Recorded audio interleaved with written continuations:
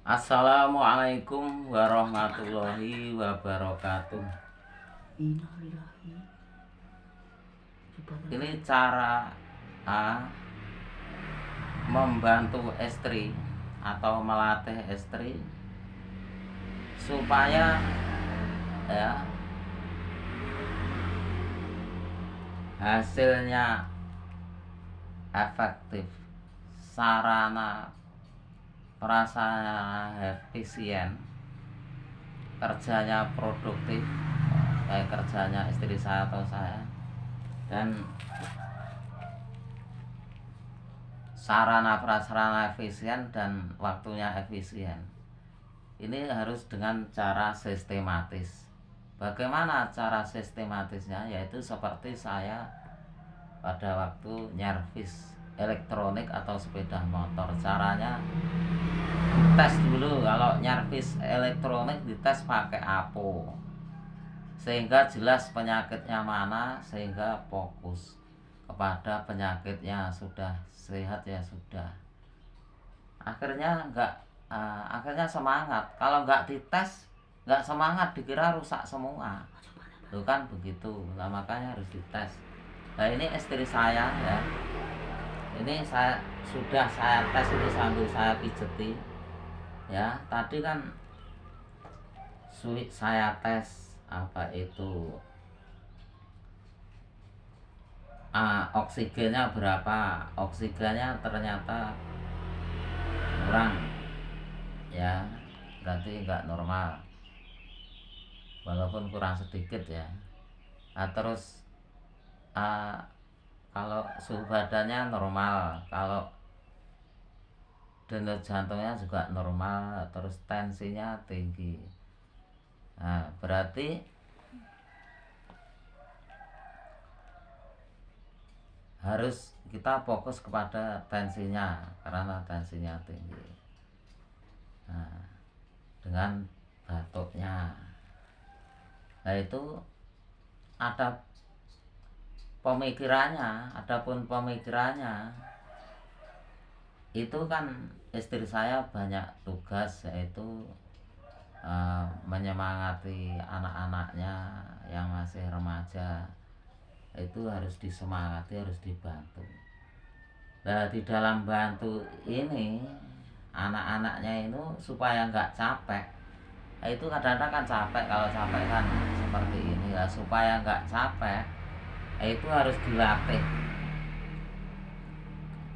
Karena yang namanya anak-anak yang remaja atau anak-anak belum remaja ini kadang-kadang, atau orang-orang lain, nah ini kadang-kadang pemikirannya kan belum dewasa, sehingga perkataannya kadang-kadang kurang tertata atau bagaimana.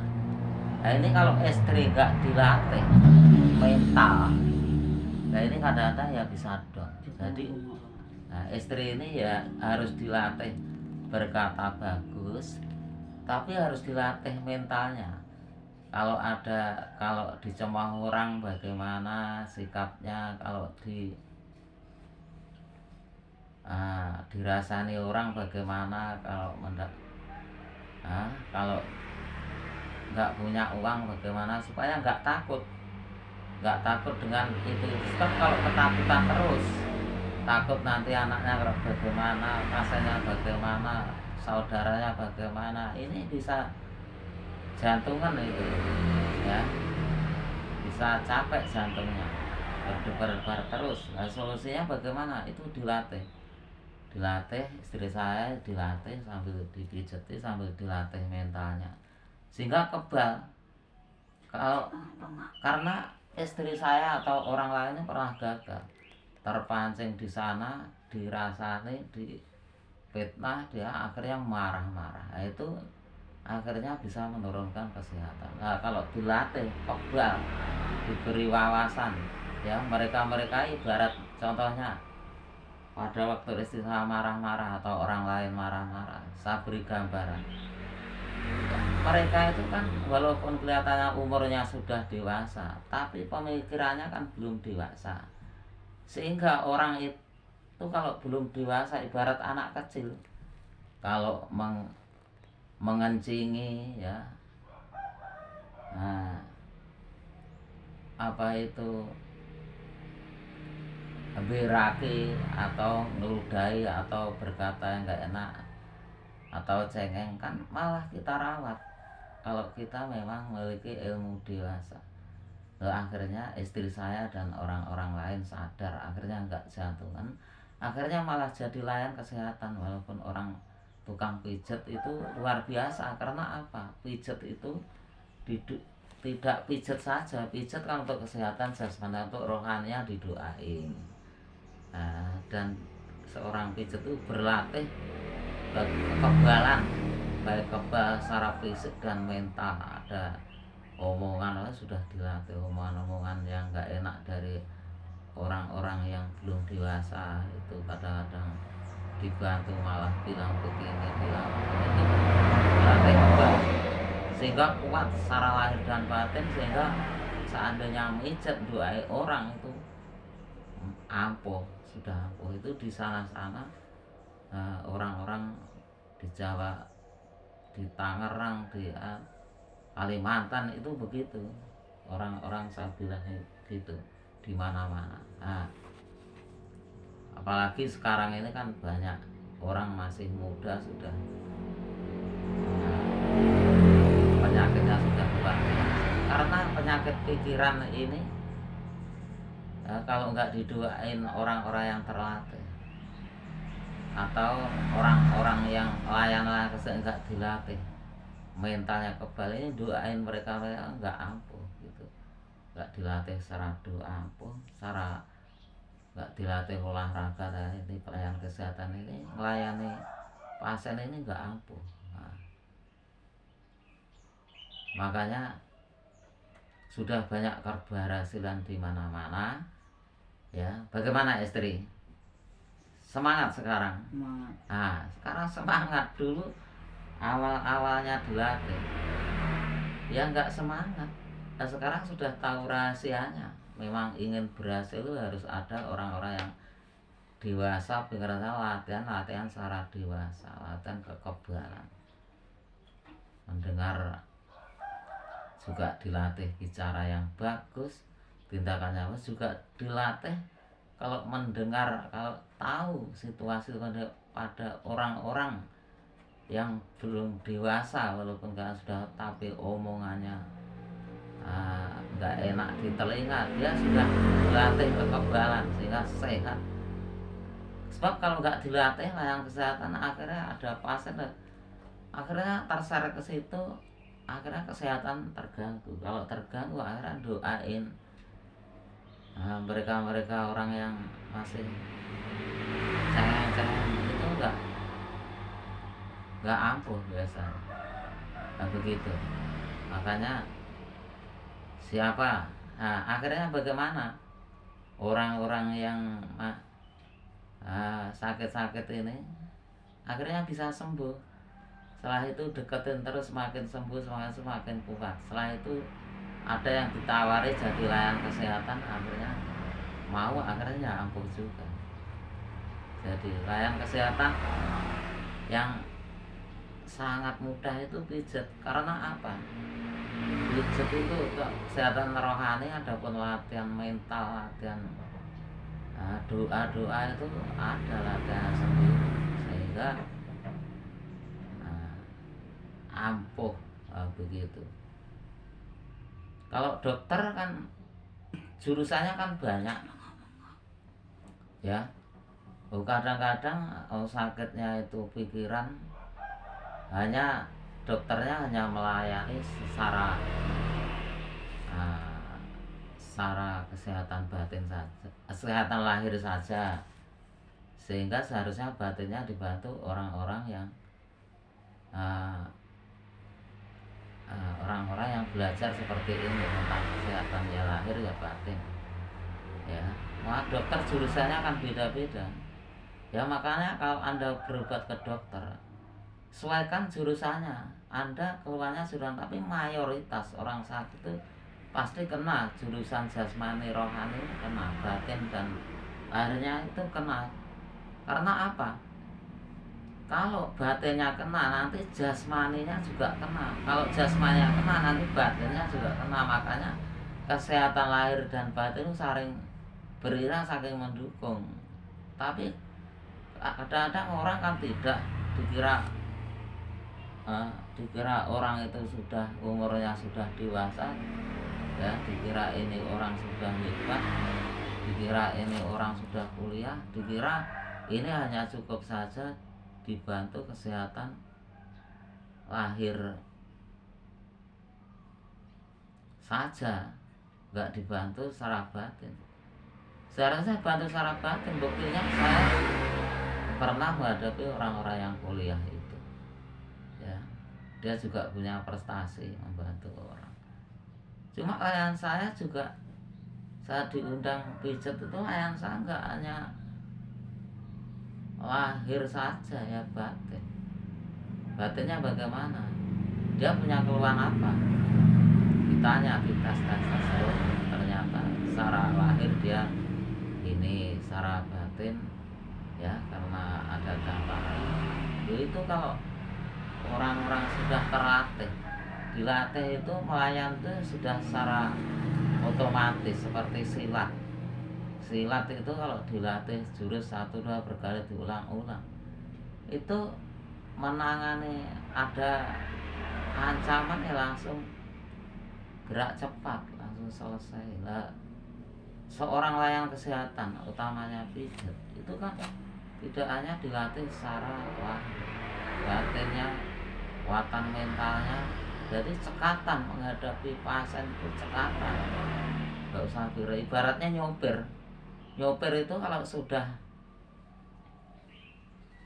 satu kali, nah kalau sudah sebulan itu enggak mikir, pikirannya apa itu sudah otomatis, enggak terlalu banyak mikir. Itu otak sadar itu enggak banyak mikir, itu sudah yang bergerak otak bawah sadar, itu istilah gerak roh. Coba kalau satu kali nyopir 1 jam capeknya luar biasa. Nah, jadi kalau kita sakit atau capek, langsung didatangkan orang yang ahlinya, biasa mengatasi kesehatan jasmani rohani, dan dia sudah terlatih, sudah dilatih oleh orang-orang yang betul-betul standar yang melatih, ya cepat, ya cepat sembuh. Itu sudah banyak ya, walaupun tapi kalau mereka lihat-lihat orangnya, kalau orangnya itu sanggup langsung bisa digembleng ilmu kedewasaan, ilmu tua, kekuatan fisik dan mental yang luar biasa, langsung sanggup, itu bisa dipercepat dan ditawarin bagaimana kalau ingin yang lebih cepat, itu bisa cepat. Tapi kalau dia nggak sanggup, ya bisa tapi ya kira-kira setengah bulan atau 2 bulan, cuma ya didatangi pada waktu dia gelisah, didatangi pada waktu gelisah, atau sambil muter video-video saya. Itu nanti dia semakin nyaman, semakin enak. Tinggal orangnya kemampuan seperti apa. Tapi kan ibarat sekolah itu kan semakin ada peningkatan. Beda kalau nggak secara sistematis, nggak jelas penyakitnya, terus penanganan nggak transparan, dan kita pun yang dokternya juga nggak menjelaskan secara rinci apa penyakit yang sebenarnya, jasmani ya bagaimana rohaninya, terus dicek jasmani rohaninya, dicek secara, karena kalau nggak dicek, hanya dicek secara lahiriah. Kalau cek secara lahiriah itu kan, contohnya ini kan hanya ngecek secara lahiriah ya, untuk ngecek suhu badan, terus tensinya, ini kan hanya secara lahiriah. Nah, terus dicek apa itu mana di anu tadi ya, untuk ngecek dicek pakai ini ya, ini oksigen dan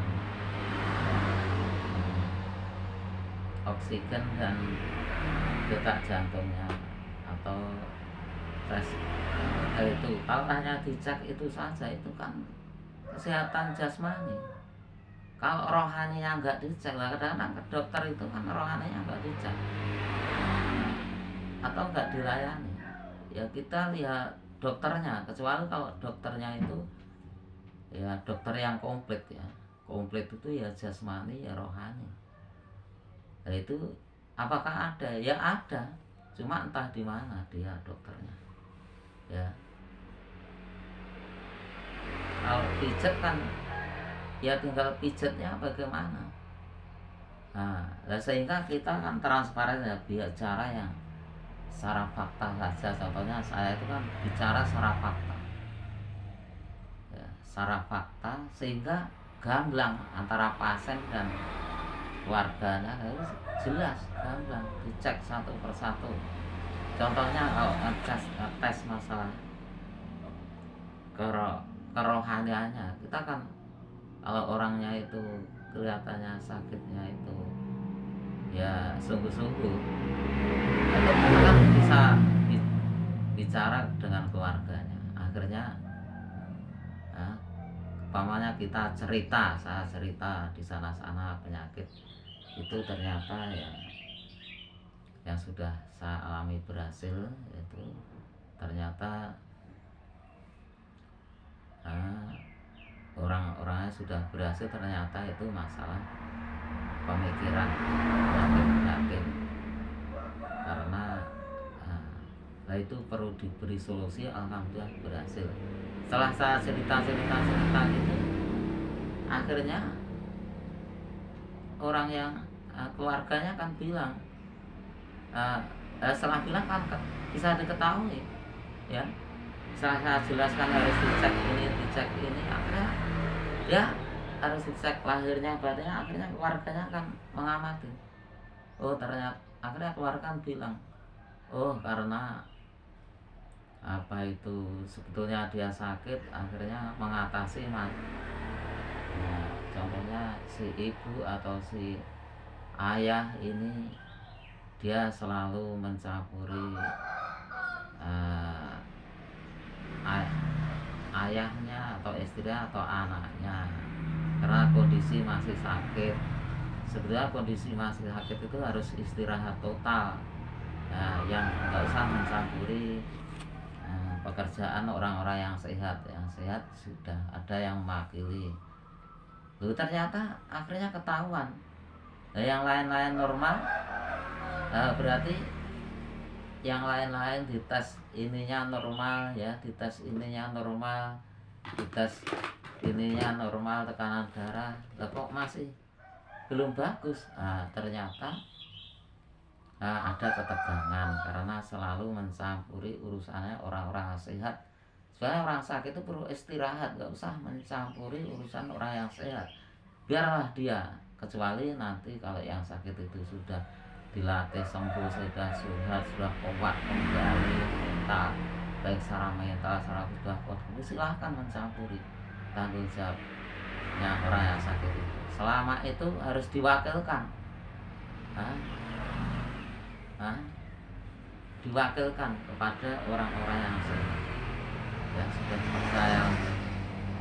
Nah itu akhirnya apa? Akhirnya mereka semakin sembuh dan banyak yang sudah sembuh. Nah, akhirnya bagaimana?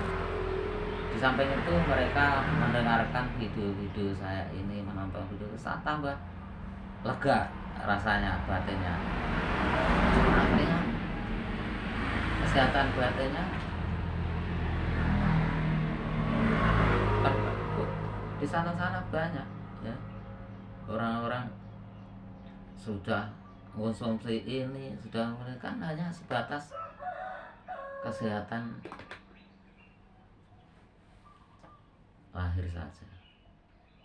Atau kadang-kadang pasien-pasien itu merasa sudah memiliki keproporsionalnya ya, atau keahliannya, tapi kan di bidang lain. Kalau di bidang kesehatan jasmani rohani ini menekuninya dari bujang. Saya tuh menekuni dari bujang, melayani kesehatan jasmani rohani ini dari bujang. Jadi mengalami berapa kendala, hambatan, rintangan, tantangan itu kesempatan belajar itu. Setelah itu menemukan itu tantangannya berat. Jadi kalau orang-orang yang bukan bidangnya itu kadang-kadang ini menganggap remeh, sehingga nggak memerlukan orang lain yang di bidangnya, sehingga ditangani sendiri nggak berhasil ya. Seperti orang umpamanya jadi dia itu umpamanya polisi ya, kemahirannya, keahlian di bidang polisi. Nah, dia nggak tahu sedikit pun tentang sepeda motor, atau tahu hanya beberapa saja, atau enggak, dia meremehkan sepeda motor. Akhirnya diperbaiki sendiri ya. Ada apa-apa, ada permasalahan diperbaiki sendiri. Akhirnya bagaimana? Kerjanya nggak bisa produktif. Akhirnya energinya habis di situ. Pada waktu polisi itu mengerjakan tugasnya, energinya sudah habis, kekuatan sudah habis, karena dipelesir dengan yang nggak profesional itu tadi. Dipelesir hal-hal yang tidak profesional, ada gurunya. Sebab apa? Kalau belajar tanpa guru itu menghabiskan energi. Kalau ada gurunya kan tinggal tanya, habiskan energi. Akhirnya apa? Pekerjaan nggak bisa produktif. Karena apa? Pekerjaannya nggak ada gurunya, akhirnya nggak bisa produktif ya. Akhirnya pekerjaannya yang sudah produktif, contohnya dari polisi, sudah produktif, karena energinya dihabiskan untuk mengerjakan yang lain yang nggak produktif, akhirnya habis. Akhirnya keprofesional dalam polisinya, walaupun dia profesional, karena energinya kurang, akhirnya jadi nggak produktif. Tapi itu walaupun proporsional di bidangnya, tapi kalau terganggu oleh manajemen gizi dan kekuatan itu selalu diplesir oleh hal-hal pekerjaan yang nggak produktif, akhirnya bisa pekerjaan sudah proporsional, akhirnya nggak jadi produktif karena kehabisan energi, karena energinya dibuang-buang untuk hal-hal yang tidak produktif karena bukan bidangnya. Dan makanya saya bikin acara-acara yang produktif. Caranya yaitu harus secara sistematis, sehingga kerja bisa produktif, hasilnya akhirnya sarana prasarana nggak amburadul. Karena kalau nggak amburadul terus, akhirnya nggak diselesaikan, akhirnya bisa stres ya. Karena stres itu karena kehabisan energi, kekurangan energi, sehingga dipelesir terus, dituntut terus, itu begitu ya. Nah, anda yang stres, anda yang sakit, anda yang bermasalah, anda yang berat, itu apakah harus belajar seperti saya? Enggak. Dilayani oleh orang-orang yang sudah dilatih. Contohnya saya melatih diri saya dan tenaga-tenaga yang sanggup dilatih. Tadinya juga pasien-pasien itu setelah dilatih, akhirnya dia juga siap dilatih, akhirnya banyak yang menjadi profesional dalam menanganinya. Makanya sebenarnya Anda cukup dilayani itu mudah. Kalau ingin bukti, ingin gambaran, contohnya begini. Anda punya keluhan motornya rusak. Apakah Anda harus belajar mahir jadi bisa memperbaiki? Ya lama. Anda ingin profesional harus dari muda dulu, punya potensi dilatih sampai dewasa. Kelamaan Anda langsung saja panggil seorang bengkel, selesai. Bengkel yang sudah betul-betul dilatih secara fisik dan mental menghadapi kendala apapun, sampai PD, sampai terginas cepat. Ya Anda juga begitu, malah penyakit jasmani rohani. Anda tinggal mengundang saja orang yang betul-betul dilatih. Nah, ini contohnya istri saya latih, dan orang-orang lain saya latih. Kalau orang lain latihnya mendengarkan video saya ini, atau kadang-kadang saya datangi, atau kadang-kadang saya bel. Itu jadi supaya Anda mudah ya, penyakit Anda jasmani rohani ini harus dites ya, supaya Anda mudah. Anda ibaratnya sepeda motor Anda rusak itu langsung datangkan ke bengkel yang betul-betul standar, layanannya betul-betul terlatih. Itu makanya harus memilih bengkel Anda harus memilih bengkel. Bengkel motor Anda rusak harus memilih bengkel yang betul-betul standar. Kalau Anda nggak tahu standar, tanya kepada orang-orang yang betul-betul mengetahui standar. Jangan tanya kepada orang, walaupun orang itu tua, belum tentu dia membidangi jadi pengamat ya. Jadi pengamat itu yang standar bagaimana ya, orang yang betul teori praktek menghadapi kegagalan di lapangan sudah tahu solusi. Jadi anda bertanya kepada orang yang bukan bidangnya, ya Anda nanti terkendala, begitu. Makanya di sini banyak kegagalan, banyak kesulitan, tapi banyak solusi, banyak informasi. Makanya Anda jangan ketinggalan informasi. Ya, Anda jangan ketinggalan informasi. Makanya orang-orang ya, orang-orang setelah internasional ya, bahkan secara internasional, dia setelah saya bikinkan video-video ini, dia tinggal membuat celah-celah kelonggarannya. Jadi anak ukurannya aku ngomong banteran orang. Kalau misalnya ukurannya bisa anak ukurannya loh, ini kurang banter sana. Oh, Dokter. Kalau kita terlalu banter, saya nak ukurannya, sangat ada ukurannya. Makanya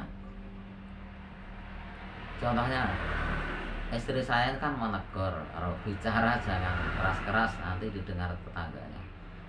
Nah itu sudah ada ini ukurannya, volumenya ini, itu sudah ada, itu bergerak-gerak itu. Nah itu namanya cek. Kalau ada cek itu kita bisa mengontrol diri kita. Nah itulah teman-teman. Karena apa? Orang yang sakit itu perlu ditemani, perlu diberi contoh, perlu diberi motivasi, perlu diberi solusi. Nah saya menemani mereka orang yang sakit tidak cukup secara offline, harus secara online. Secara online bagaimana? Ya pakai video-video ini sehingga menyebar seluruh dunia. Ya begitu caranya. Nah, jadi kadang-kadang orang-orang yang pemikirannya belum dewasa, walaupun umurnya sudah dewasa, walaupun kadang-kadang sudah ya, karena pikirannya belum dewasa itu ya, itu perlu ditemani ya, perlu ditemani dan ingin teman. Lah saya menemani mereka kan nggak nutut ya, paling saya memberikan, kalau secara offline saya hanya bikin perwakilan di sana ini yang dan secara offline saya temani lewat video-video ini. Akhirnya apa? Karena keberhasilan itu kebanyakan lewat teman. sebagai contoh saya sendiri ya, saya sendiri sekolahnya sekolah teknik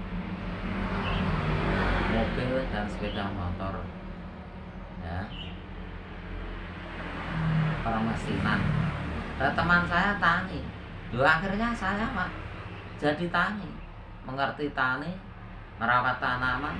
Akhirnya saya bisa memberi gambaran tani, akhirnya saya meningkat jadi layanan kesehatan manusia karena saya bisa menggambarkan pertanian. Kalau orang yang sakit itu tani, saya gambarkan tani, dia cepat masuk. Kalau mereka bengkel, saya gambarkan. Kalau mereka elektronik, saya gambarkan. Atau masyarakat umum, saya gambarkan sesuai dengan apa yang dia cepat masuk. Wah, itu sangat mudah, efektif ya, efektif luar biasa. Bagaimana istri? Semangat enggak? Kalau Anda selalu saya temani video-video saya, Anda semangat kan? Tapi kalau enggak saya temani dengan video-video saya, melempem enggak? Melempem, dia jawab sendiri, melempem. Jadi sana-sana juga gitu. Inilah teman-teman, berhubung istri saya ini ya, sambil saya pijat, jadi saya kerja satu kali, hasil berkali-kali. Saya kerja ini satu kali, hasilnya satu. Saya bisa sambil memijati istri saya bisa memberi pembugaran jasmani rohani istri saya, supaya semakin puas, semakin sehat, semakin fleksibel untuk membantu tugasnya ya. Sekaligus video-video saya itu dengar secara internasional, menyemangati mereka itu sudah terbukti. Buktinya saya survei lewat offline dan online, mereka semakin semangat. Diajak bicara tadi yang bulat seperti entut, akhirnya pembicaraannya lancar saja, bisa ketawa-ketawa, bisa mesem. Yang tadinya cemberut nah itu yang dia tidak rukun kompak kerja, akhirnya bisa rukun kompak kerja sama yang baik ya. Akhirnya mereka yang sakit ini, yang loyo ini bisa termotivasi ya, akhirnya semangat sama sembuh. Sebagian masih dalam proses karena hanya baru beberapa hari. Tapi kan dia semangat, bangkit, walaupun temui satu kali, bangkit. Setelah itu selalu muter video-video ini, bangkit terus. Sudah bangkit. Terima kasih teman-teman, silahkan like, share, dan komen dan subscribe, karena video ini supaya berkembang ya. Karena kalau dunia ini selalu diisi orang-orang yang dewasa ini, karena memperjuangkan anak-anak yang belum dewasa, atau pemikiran-pemikiran kelihatan umurnya sudah dewasa tapi pemikiran belum dewasa. Ini perlu bantuan orang-orang yang sudah dewasa, baik secara fisik, mental, dan kekuatan, sehingga mereka bisa terbantu baik secara doa dan secara layanan, sehingga cepat orang stres hilangi, doain langsung ya, stresnya hilang, semakin berangsur-angsur tambah kuat fisiknya, mentalnya, pikirannya. Begitu. Silakan like, share, dan komen karena channel ini supaya berkembang, kesaksian semakin banyak, sehingga untuk menyembuhkan banyak orang itu mereka semakin yakin sehingga kita bisa bermanfaat pada diri kita dan lingkungan kita ya. Bis udah apa semari urung ya. Sini istri ya, ini minta.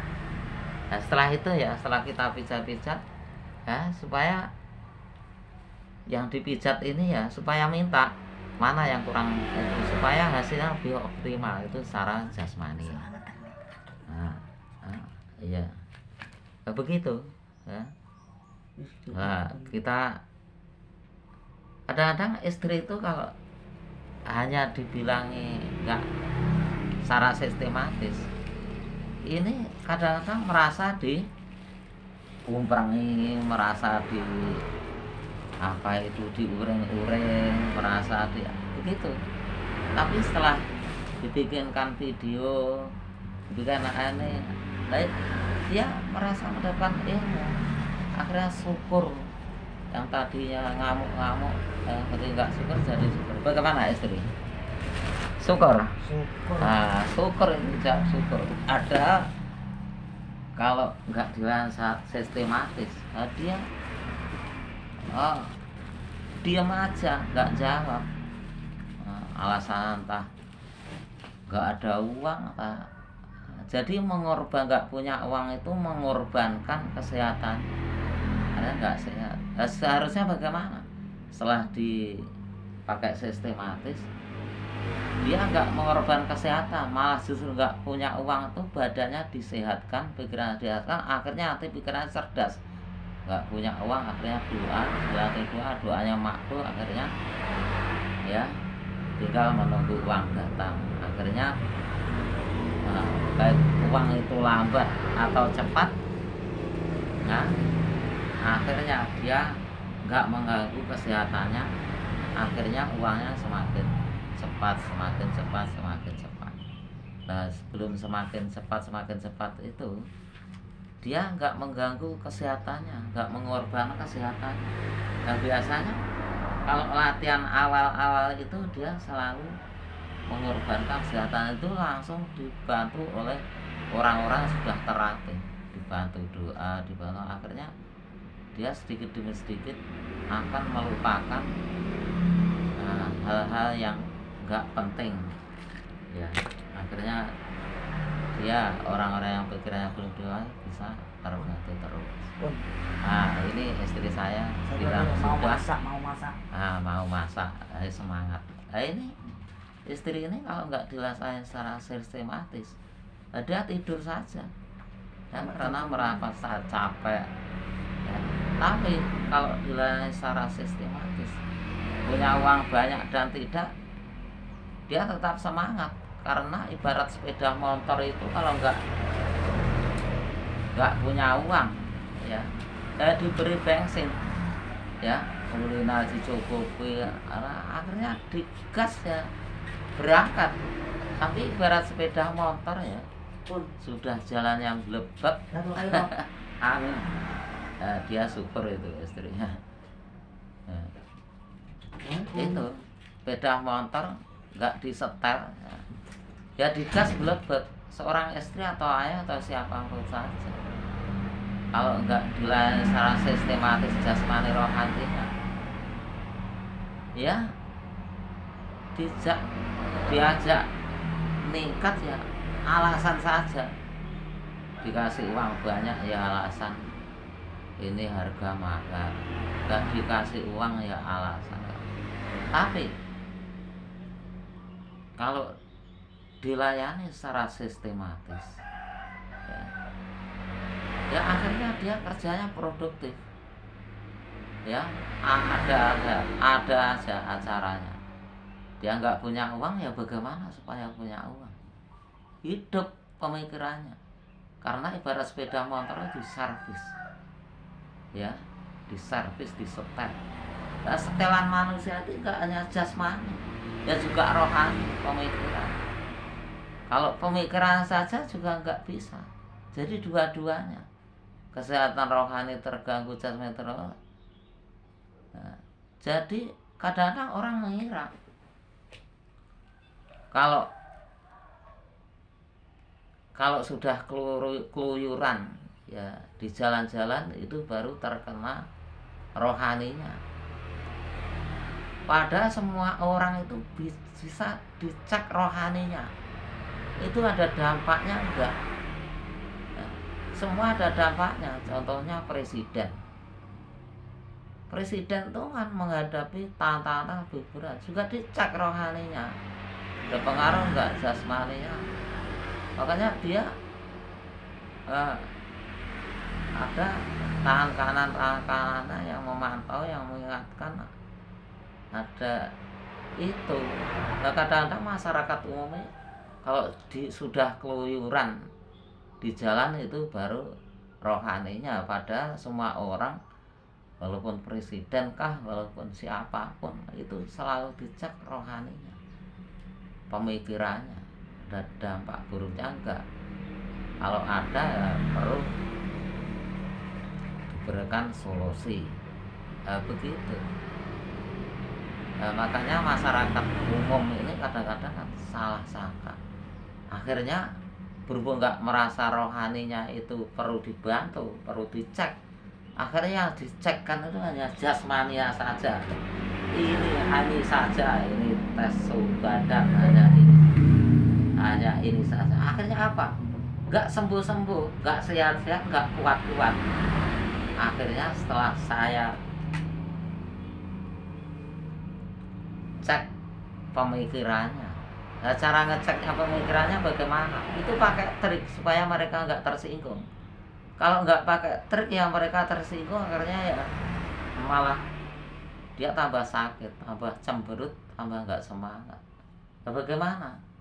Ya kita pancing-pancing, kita cerita, oh di sana Bu, di sana Pak, ada orang-orang ternyata penyakitnya masalah pemikiran. Nah, penyakit pemikiran jasmani rohani ini harus seiring sejalan. Nah, biasanya pemikiran itu dikarenakan ketakutan. Nah, itu dijelaskan ketakutan, nanti takut nggak punya, kalau nggak dapat uang bagaimana, takut kalau di bina sana bagaimana, takut kalau gagal bagaimana, takut kalau nanti istrinya begini bagaimana, temannya bagaimana, rekan-rekan bosnya begini bagaimana, ketakutan. Lah solusinya bagaimana untuk menghindari ketakutan itu? Nah, kita harus tahu, kita harus minta penjagaan kepada Tuhan Yang Maha Esa, atau minta orang-orang yang sudah betul-betul dilatih baik secara fisik dan mental, baik secara doa, untuk mendoai Anda. Biasanya tukang pijat yang sudah terlatih. Enggak semua tukang pijat yang sudah terlatih. Kalau penyakit Anda jasmani rohani semakin kuat, Anda harus cari orang-orang yang betul-betul terlatih, yang luar biasa secara fisik dan mental, sehingga mendoain Anda gitu, memberi masuk pencerahan kepada Anda itu sudah terbukti, ya. Sehingga kita dengan ini Anda bisa mengamati, ya, bisa mengamati layanan kesehatan yang jitu jasmani rohani di mana Anda bisa mengamati, sehingga seandainya Anda mengalami kesulitan, Anda langsung ditolong oleh atau minta tolong oleh orang-orang yang betul-betul sesuai dengan tujuan Anda. Begitu. Silahkan like, share, dan komen, ya. Tanya tulis di kolom komentar dan subscribe. Karena kalau Anda mau subscribe channel ini, bisa semakin luar biasa. Salah. Kalau Anda mau komen semakin luar biasa. Sehingga apa? Karena kalau kesaksian ini sudah banyak, ya. Tapi kalau Anda share, like, dan komen kan semakin banyak. Kalau semakin banyak ini, sehingga Anda itu lebih yakin. Segini saja sudah banyak orang yang yakin berhasil. Tapi kalau semakin banyak kan Anda semakin yakin. Karena Anda walaupun ini barang bagus, pergaulan Anda hanya orang-orang yang nggak yakin, ya, karena Anda kurang informasi, kurang jadi pengamat yang profesional, Anda kurang pengalaman, sehingga Anda mengamati orang, dikira orang ini kelihatannya dokter, kelihatannya tukang pijat, padahal dokter yang tukang pijat jurusan apa dia? Jurusan kesehatan jasmani rohani apa enggak? Apa hanya jasmani? Kalau hanya jasmani, Anda harus di samping Anda percaya kepada dokter, Anda harus cari yang lain jurusan rohani, gitu. Jadi tukang dokternya harus kita lihat-lihat sehingga kita nggak terjerumus kepada hal-hal kegagalan, tapi nggak apa-apa ya. Kegagalan Anda kesempatan Anda belajar ya. Nah, pembelajaran Anda, keberhasilan Anda, kesempatan kita perluaskan itu sudah saya degungkan ke sana kemari, sehingga mereka itu kalau sudah mendengarkan video saya berkali-kali, sudah masuk otak bawah sadar mereka, akhirnya mereka sulit untuk dipengaruhi, dibohongi oleh mereka orang yang tidak bertanggung jawab. Ya begitu ya. Silahkan like, share, dan komen, dan subscribe ya, supaya video ini cepat berkembang, supaya anda ini ya cepat bisa sistematis bergaul dengan orang-orang yang sistematis, sehingga kerja bisa semakin produktif, hasilnya efektif, sarana efisien. Contohnya ya, kalau nggak efisien, kalau ini efisien hanya menghabiskan uang beberapa ribu saja, nah, atau beberapa ratus ribu. Tinggal Anda ingin kekuatan sejauh mana, berhasil sejauh mana, kekuatan fisik, mental, dan ekonomi ya. Kalau Anda selain ini seminar, coba bayangkan seminar yang tingkat tinggi saja bayarnya jutaan, puluhan juta. Kalau di sini Anda nggak bayar kan, gratis kan. Kalau seminar ekonomi berapa bayarnya? Kalau sekolah berapa bayarnya? Tapi di sini hasilnya nggak kalah dan di sana ya. Nah, begitu. Ingin bukti ya, bisa dibuktikan ya. Terima kasih teman-teman. Apabila ada perkataan kurang benar, minta maaf. Walaupun di sini forumnya forum luar biasa,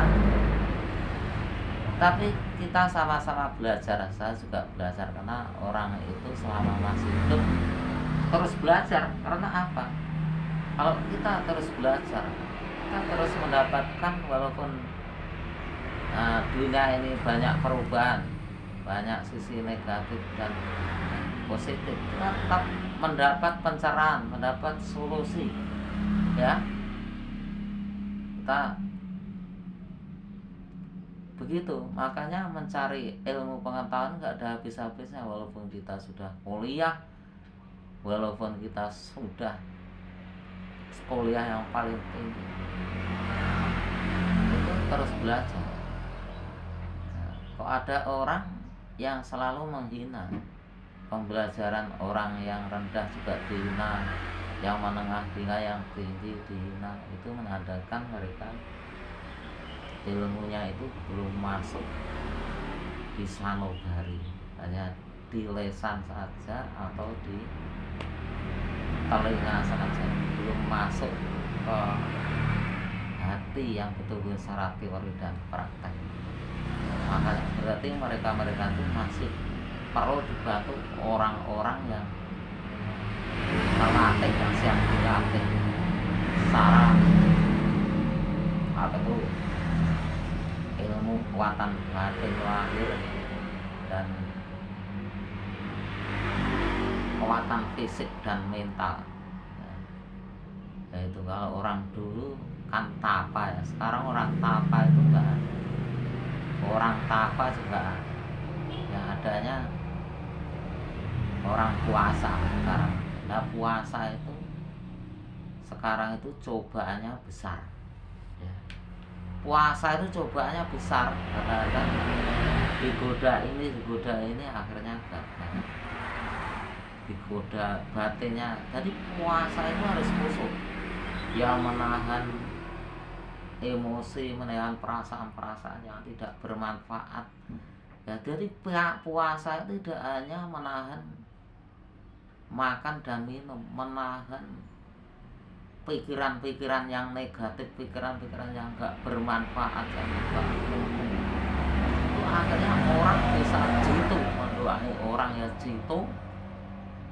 Nah, makanya di sini bagi anda yang kesehatannya kurang itu harus dilayani oleh orang-orang itu. Ya, sekarang apakah ada? Ya ada juga. Atau nggak lewat puasa tapi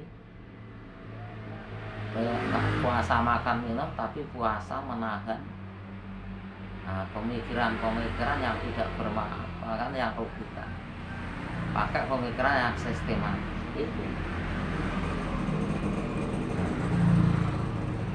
Nah, itu nanti kalau anda dilatih bergaul dengan orang-orang yang sudah jadi, yang sudah dilatih jadi, nah anda bermasalah kesehatan jasmani rohani, anda tetap bergaul orang-orang yang gak dewasa, orang-orang yang gak empati, orang-orang yang tidak mendukung anda, orang-orang yang tidak kasihan kepada anda, ya anda yang gak berhasil karena keberhasilan anda karena teman. Anda ingin sehat jasmani rohani, anda harus bergaul dengan orang yang sehat jasmani rohani, yang empati dengan anda, yang peduli dengan anda, yang kasihan dengan anda, seperti kasihannya orang tua kepada anaknya, walaupun anaknya itu kedewasaannya selemah apapun, ya walaupun perkataannya itu ya pedas, itu namanya anak. Ya kan, anak kecil walaupun anak remaja, ya pikirannya kan kadang-kadang masih anak kecil, belum dewasa. Seperti anak kecil itu kan kencing, ya biraki, kan malah kita rawat, ya kita cek, kita bersihkan, kita pakai air, kita mandiin, kita cek jalan-jalan, ya semakin. Nah kalau kita sebagai orang tua nggak bisa mengurus, ya saya doain, kita minta bantuan pada orang-orang yang sudah terlatih. Logikanya begitu. Coba orang-orang di sana-sana, apakah mereka itu harus melatih diri secara luar biasa? Dia melatih diri hanya kepada bidangnya masing-masing. Mereka itu hanya mengasah supaya jadi profesional dari bidangnya masing-masing. Kalau bidang jasmani rohani, dia ya minta tolong kepada orang lain yang bidangnya. Jadi itu akhirnya dia cepat sukses. Dan anda yang ketinggalan ya karena anda nggak bisa mengamati, atau anda nggak bergaul dengan pengamat-pengamat yang betul-betul terlatih, yang standar, atau anda hanya curhat kepada pengamat-pengamat yang menurut anggapan anda itu orang yang luar biasa, pada masih jauh. Karena saya sendiri dan teman-teman itu dulu sebelum pemikiran dewasa, papanya dewasa, pernah terjerumus kepada orang-orang yang saya anggap dewasa, saya anggap profesional di bidang permasalahan saya, ternyata masih jauh. Akhirnya saya sendiri minta maaf kepada keluarga saya karena saya ya keliru terjerumus pada orang yang ternyata belum dewasa, belum mampu bertanggung jawab. Akhirnya saya minta maaf pada istri saya. Akhirnya saya keliling dunia baik secara offline dan online mencari orang-orang yang betul-betul dewasa, baik secara fisik dan moral, secara doa, secara ilmu pengetahuan yang tingkat tinggi, tingkat dewasa, tidak hanya di lisan tapi sudah masuk di pemikiran, sehingga bisa sehat jasmani rohani. Mereka juga sehat jasmani rohani, dan tidak satu dua orang bisa karena apa? guru-guru itu ternyata satu guru itu mempunyai keahlian yang berbeda. Kalau saya hanya mengandalkan guru satu, saya rasa saya gagal karena nggak mampu untuk mengatasi permasalahan di lapangan, untuk membantu mereka-mereka yang bermasalah. Akhirnya saya tidak mengandalkan guru satu. Akhirnya guru ini proporsional di bidang masalah ini, guru ini di bidang ini guru. Akhirnya saya bagaimana? Bisa menampung berbagai guru mempunyai proporsional di bidang masing-masing, sehingga ilmu saya lebih banyak setelah saya menolong di masyarakat.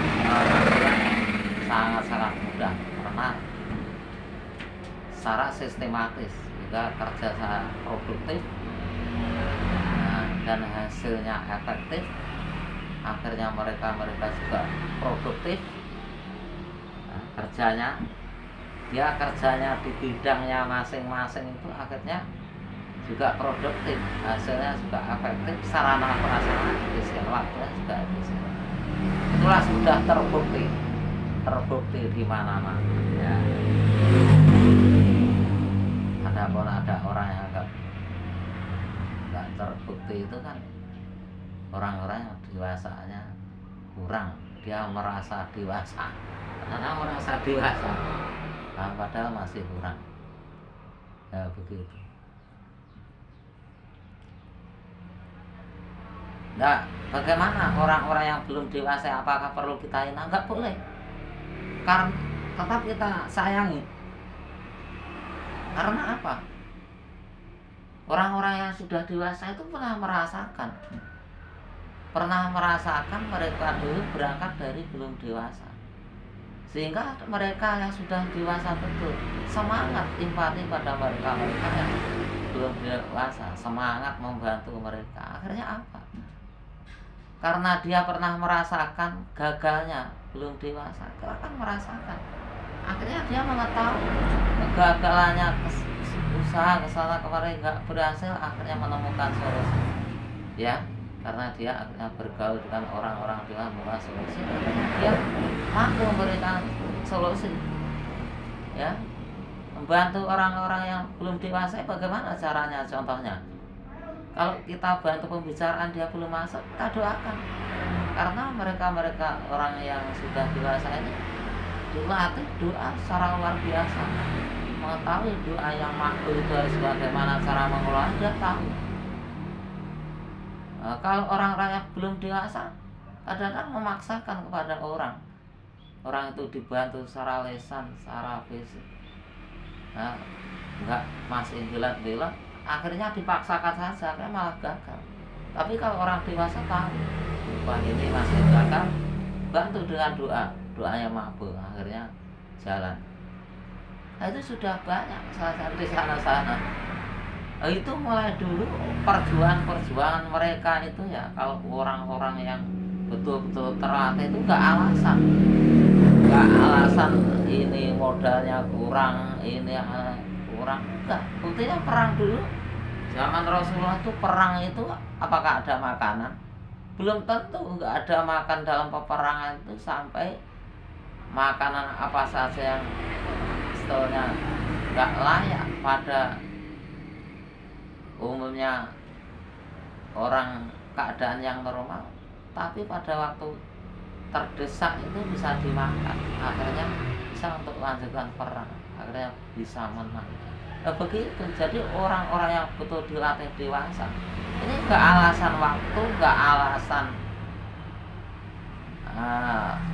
kurang modal, yang penting kerja. Tapi bagi orang-orang yang masih belum dewasa ini kan alasan, kadang-kadang alasan nggak punya uang, akhirnya kita beri uang, ya walaupun hanya ya kalau ada uang. Kalau nggak ada uang, ya kalau adanya sedikit ya kita beri sedikit supaya dia sadar, kita doain. Ya. Kalau nggak ada uang sama sekali, ya kita doain, akhirnya dia menerima juga. Begitu. Ya. Jadi kasihan mereka-mereka ini yang tidak dewasa. Kalau terlalu berkumpul dengan orang-orang yang tidak dewasa ini kadang-kadang bisa bertengkar, bisa enggak rukun, ya bisa enggak harmonis, akhirnya banyak yang gagal, akhirnya putus asa, waktunya sudah menjabat jodoh nggak benar-benar jodoh, ya waktunya sudah menjabat jodoh akhirnya cerai. Nah, orang-orang yang sudah dewasa pemikiran ini merasa prihatin, dia berjuang mati-matian. Contohnya saya sendiri, pada waktu saya untuk memperjuangkan kedewasaan mencari guru-guru, saya itu tidak tahu saya aku tidak tahu cara mengecek, cara mengamati orang yang betul-betul dewasa secara fisik dan mental, secara lahir dan batin. Ini saya nggak tahu, ya. Saya hanya modal makbulnya doa. Kalau saya mengelola bagaimana makbulnya doa, nah saya modal mengelola makbulnya doa, saya juga bergaul orang-orang yang doanya makbul. Saya hanya modal makbulnya doa, karena dengan doa saya makbul, nanti permasalahan apa akan selesai. Saya betul, kebanyakan orang walaupun sudah kuliah, sudah bersaing di lapangan, karena dia masih alasan ini dan itu, akhirnya dia nggak berani terjun di lapangan kalau masalahnya terlalu berat. Akhirnya sebagaimana? Ya, kalau saya sudah terlatih mulai bujang, ya sangat mudah doa, walaupun menghadapi siapapun saja, ya alhamdulillah dengan doa saya, walaupun mendapat ancaman apapun saja, baik secara fisik dan mental, saya dengan doa saya diselamatkan oleh Tuhan Yang Maha Esa. Akhirnya saya berangkat pamitan anak istri mau menyelesaikan masalah di sana, saudara kita di sana, karena dengan menyelesaikan, membantu menyelesaikan masalah, akhirnya nanti keluarga kita akan ditolong oleh Tuhan Yang Maha Esa, karena itu sudah janji Tuhan Yang Maha Esa. Karena saya berangkat, saya oleh anak istri saya dibilangin nunggu sanggup, kelamaan di sana sudah keburu sekarat kok nunggu sanggup. Selamat di lingkungan sana ada orang-orang yang jauh dari terampil untuk menghadapi dia. Nah ini akhirnya saya berangkat, ya berangkat sangunya kurang, nyatanya dengan doa Allah mencukupi, Tuhan Yang Maha Esa mencukupi. Ilmu saya kurang, guru saya kurang, dicukupi oleh Tuhan Yang Maha Esa. Kesehatan jasmani rohani saya kurang, dicukupi oleh Tuhan Yang Maha Esa. Nah itu karena yakin Tuhan, doa sudah dikelola secara yakin dan dilatih. Itu, nah itu makanya Anda kalau ingin mudah, apakah harus Anda belajar seperti saya mengasah doa sampai makbul? Kelamaan. Bagaimana Anda mengelola keahlian Anda sendiri saja? Keahlian Anda apa? Kelolalah, ya. Anda bidang apa? Kelolalah. Adapun bidang Anda yang tidak mampu, seandainya Anda di bidang kesehatan jasmani rohani nggak mampu, langsung mengundang saja orang yang pakarnya sudah terlatih, entah itu tukang pijat yang sudah profesional di bidangnya mengatasi kesehatan, itu diundang. Begitu. Nah, kalau Anda mengundang dokter, lihat Anda mudah dokter sehat jasmani rohani yang level berapa? Kira-kira permasalahan itu level berapa? Kalau Anda itu levelnya 70, Anda harus mengundang orang yang levelnya 70 bahkan lebih. Lah Anda permasalahannya levelnya 70. Lah Anda mengundang orang levelnya di bawahnya. Ya, nanti Anda kalau sampai kurang informasi Anda jadi trauma. Akhirnya berobat ke sana kemari nggak berhasil, akhirnya trauma. Terus nggak berobat, nggak berusaha. Itu jangan sampai. Anda tetap berusaha. Contohnya, ada orang di sana mau mencari informasi dari Sumatera sampai Jawa Timur. Nah, dia maunya nggak fokus doanya, padahal dia tuh punya doa yang ampuh, tapi nggak disalurkan. Nah, setelah sampai Jawa Timur, dia menyalurkan doanya, akhirnya dikabulkan oleh Allah. Akhirnya ketemu saya, akhirnya saya jawab, langsung dia menjawab jawaban sembuh. Artinya apakah saya yang hebat? Bukan. Wong saya juga nggak tahu kalau dia mau datang ke saya. Saya juga nggak latihan untuk menjawab pertanyaan dia.